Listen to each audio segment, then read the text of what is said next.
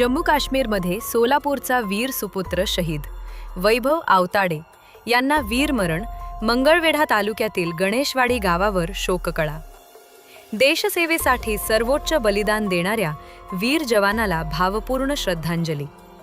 जम्मू काश्मीरमध्ये कर्तव्य बजावत असताना मंगळवेढा तालुक्यातील गणेशवाडी गावचे सुपुत्र आणि मराठा रेजिमेंटचे वीर जवान वैभव आवताडे यांना वीरमरण आल्याचे वृत्त अत्यंत वेदनादायी आहे।